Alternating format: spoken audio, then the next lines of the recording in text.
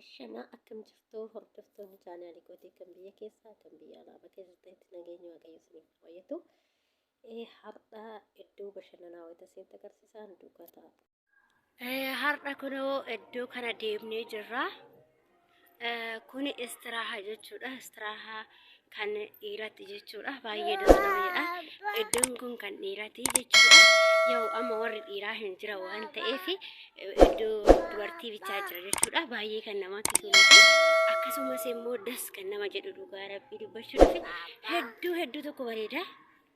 Baay'ee das nama jedha. Iddoo bishaantis hin jira garuu amma qorras waan ta'eef bishaan hin dhaabanii jiru jechuudha. Iddoo baay'ee namatti tolu. Iddoo baay'ee nama bashannansiisu dhugaa dubbachuudhaaf baay'ee namatti toludha jechuudha. Iddoon kuni iddoo dhiiraati jechuudha. Bakkeen kun jechuudha. Kan dubartootatis immoo isinitti agarsiisa. Kana ijoolleen keessatti bishaan taphattu garuu amma immoo bishaan keessaa xumuranii jiru. Sababiin isaas qorra waan ta'eef ijoolleen immoo qorra kanaan bishaan hin jettu waan ta'eef jechuudha. Baay'ee das nama jedha jechuudha. Iddoo bareedaadha jechuudha dhugaa dubbachuudhaaf. Baay'ee das nama jedha jechuudha. Kan immoo iddoo gaffaran kana kan dubartiitiin hin cufan jechuudha. Kun immoo iddoo kubbaa itti taphatan jechuudha. Warri dhiiraa iddoo kubbaa itti taphatanii jechuudha. Iddoo warra dhiiraati jechuudha. Iddoo nama sitti agarsiise kuni kubbaa itti taphatu jechuudha. Kana baay'ee das nama jedha. Baay'ee tokko namatti tola jechuudha. Asumaan immoo amma immoo kan dubartiiti. Ijoolleenis hin jirti.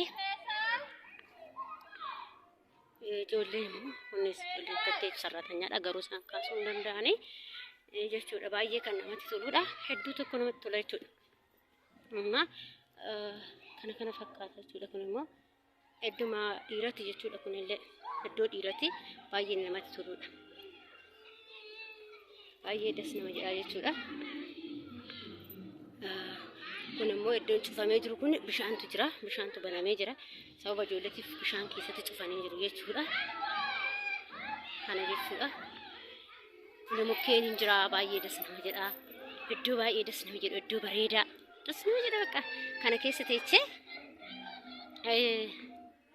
baay'ee tokko das nama jedha jechuudha. Kun immoo fooqidha. Kun fooqii ijoollee ol ba'aa jirti. Fooqii gubbaas wantoota wanta duraanitti jira jedhan jechuudha. Mee walumaan baanee ilaalla fooqillee na duukaa ta'a.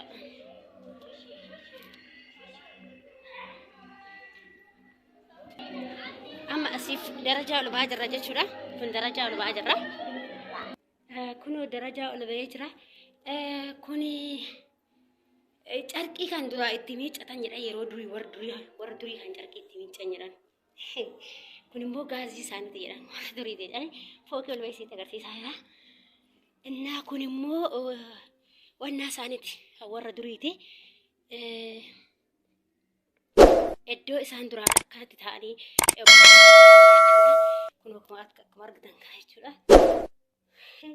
Cirrachaa ijoollee mee qoafachaa wala'oo biyya keenya fakkaata fudhadheen galaa yoomii nan taphadha wala'oo namni yaadattan jirtu yookiin immoo maal jedhama saddeeqa jedhamaati.